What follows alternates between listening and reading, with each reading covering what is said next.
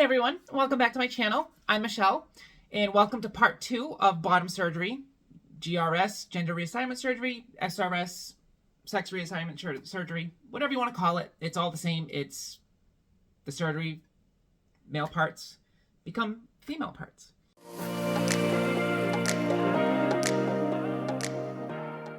So, part 2. Okay.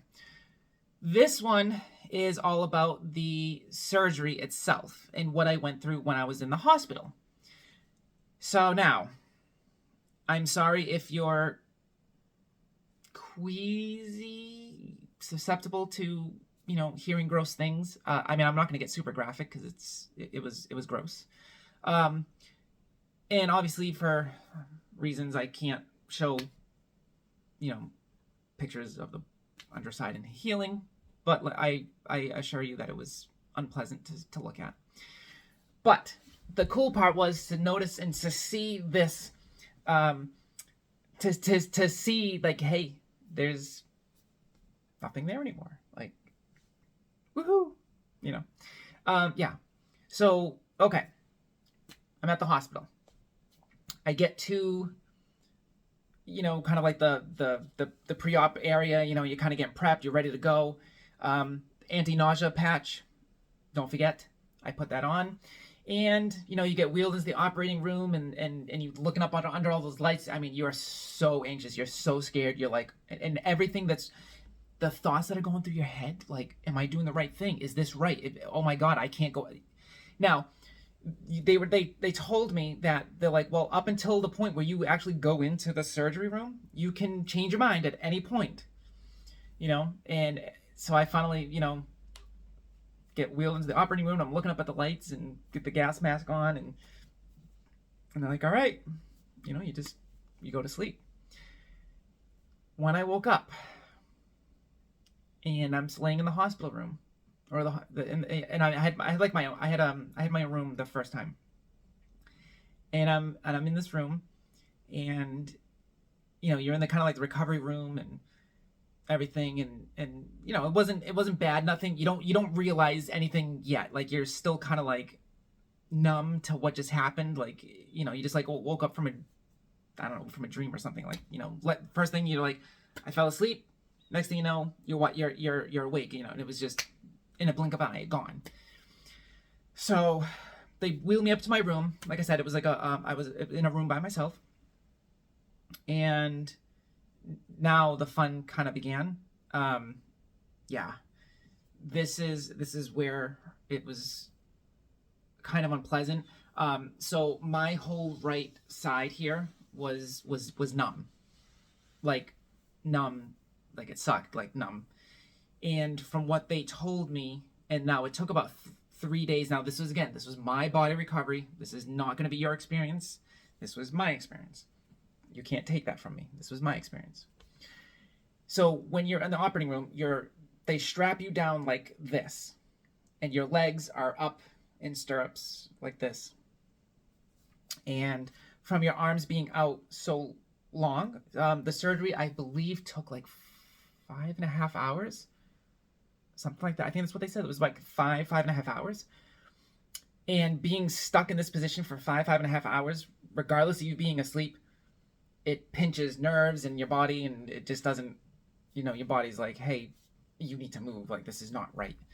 So I was numb on my right side here, and I was in a lot of pain from that.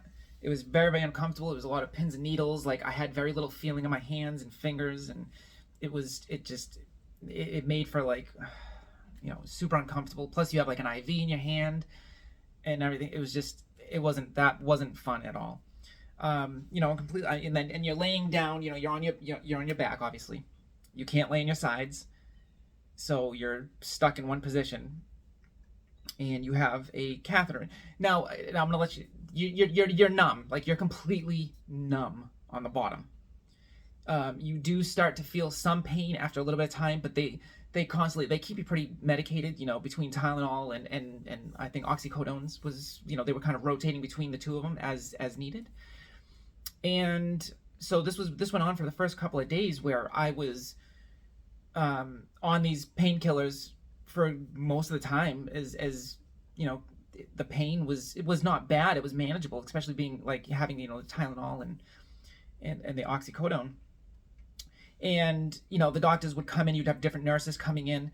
So now when you lift up the covers and you finally look for the first time, you know, and they give you like a, it's kind of funny, they're like, oh, do you want to see?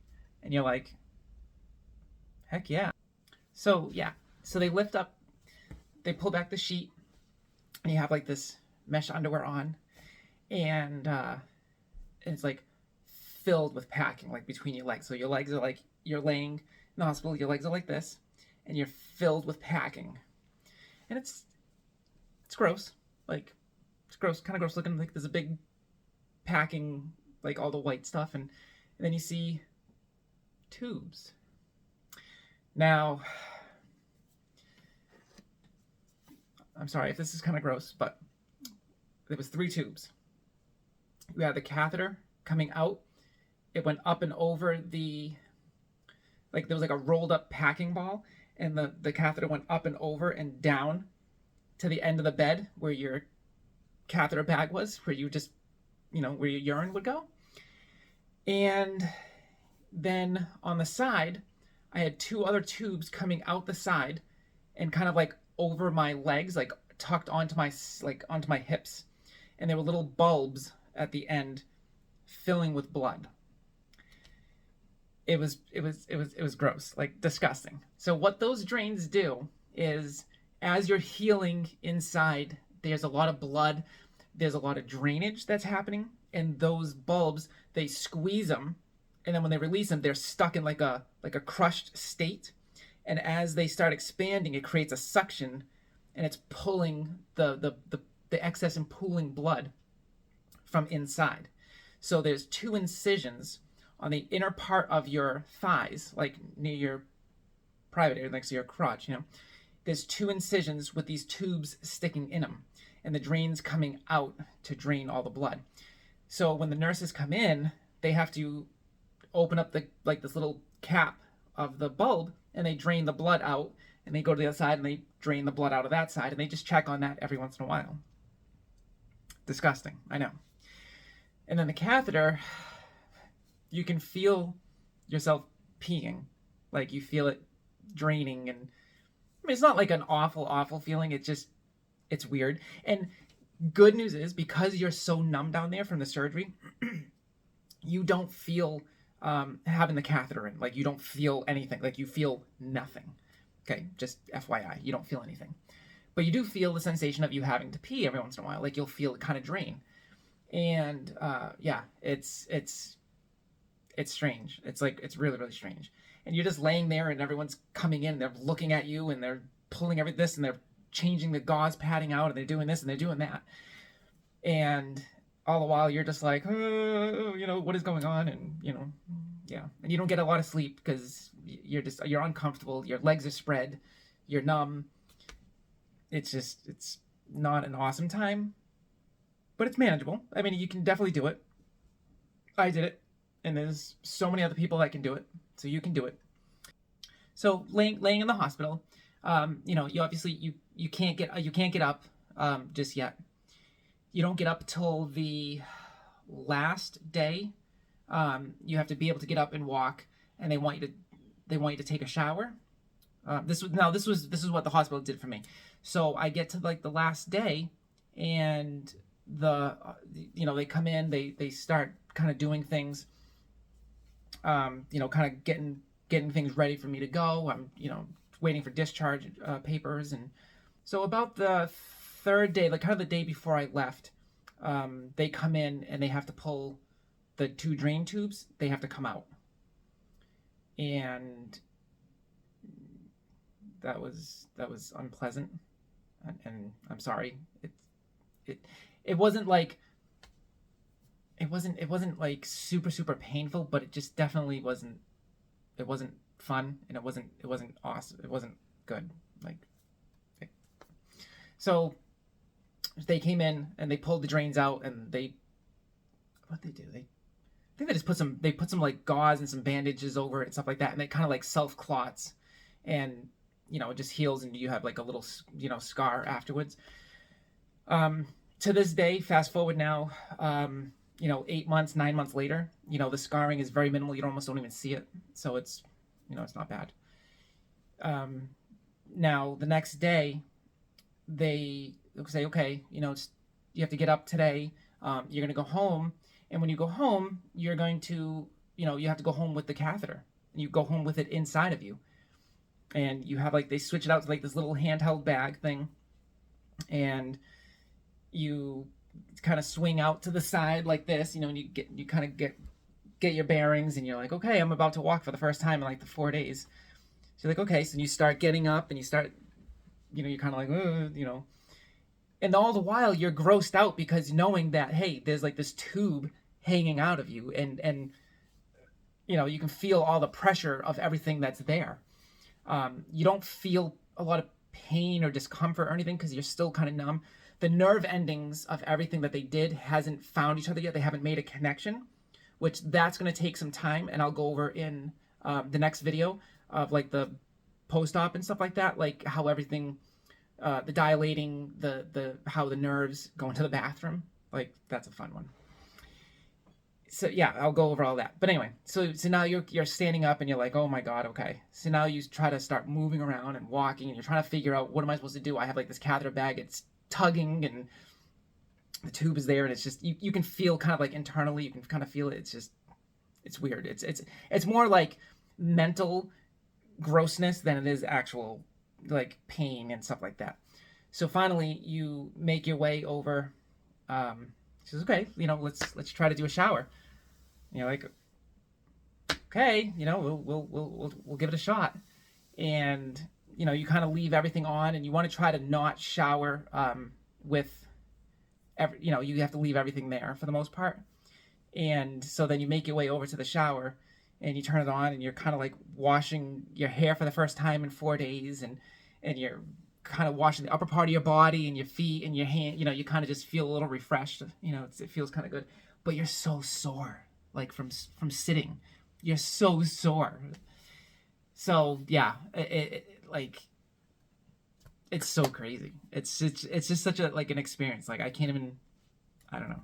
I look back at it now, and it was unbelievable that it even happened. I actually went through with this. I did this, and it doesn't feel real right now, because now, at this point, this feels like I've always had it. It's so weird. What your body can do and how it figures out how to heal, and it knows what to do with what they just did to me, and it just feels like I was born like this. I've always had it. And I think that's the most amazing part, is that how natural it just feels, and how natural your body reacts to it.